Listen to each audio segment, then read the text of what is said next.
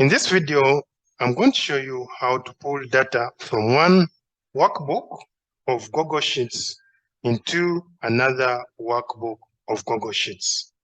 After pulling the data through, we want to also do computations, and we'll see how all this goes about.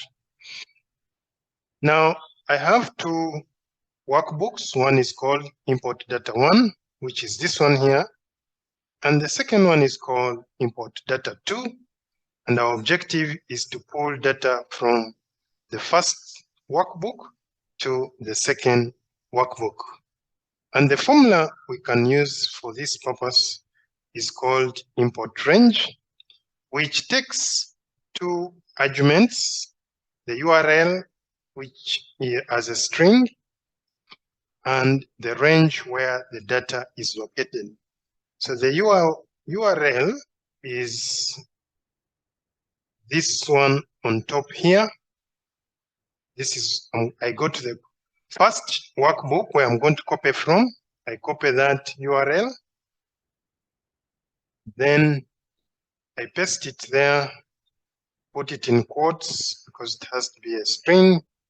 Then our second argument is the range, which in our case is going to be the name of the sheet. Here it is called sheet 1. So I'll go right here, type sheet 1, put that mark there. Then the data range we want to import is B2 to C7. So come here and say B2 to C7, like so.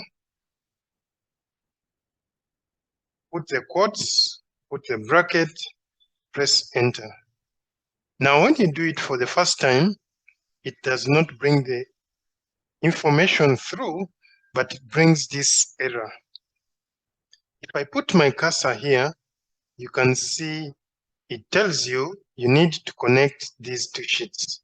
So it needs permission from you to connect to the next sheet, workbook. So when I say allow, there you go.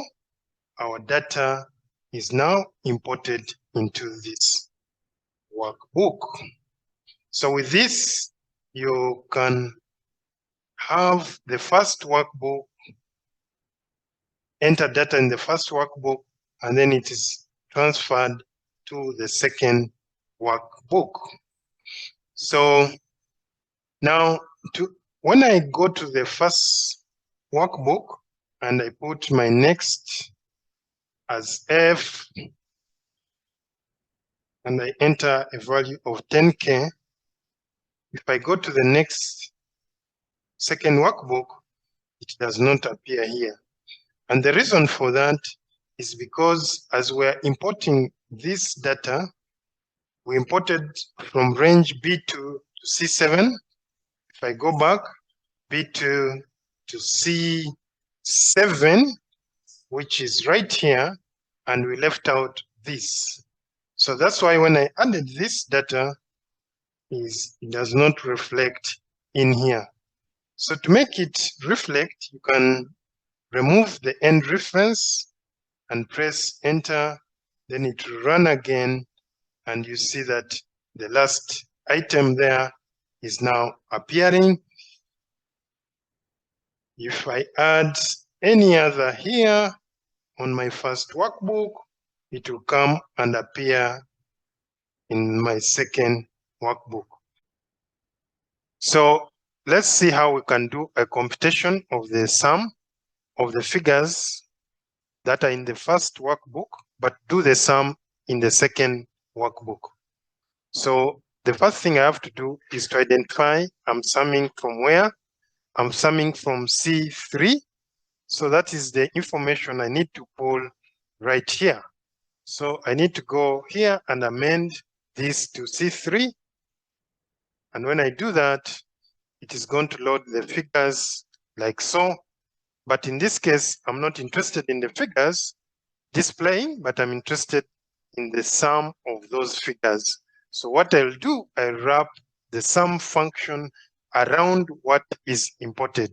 The first thing is import the figures, and the second one is wrap the sum function around the imported figures. So when I do that, you can see the sum of my cells adds up to, so my total will be 332, 300. So when I take it here, it will be as expected. So it's one way of maintaining your sheets. You can have one sheet which has the detailed data and another sheet which has summary data or reporting data.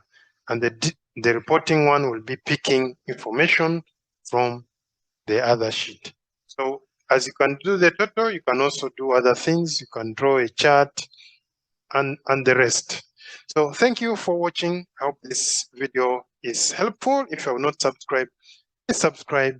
If you have liked this video, you can like it and share with friends. Have a great day.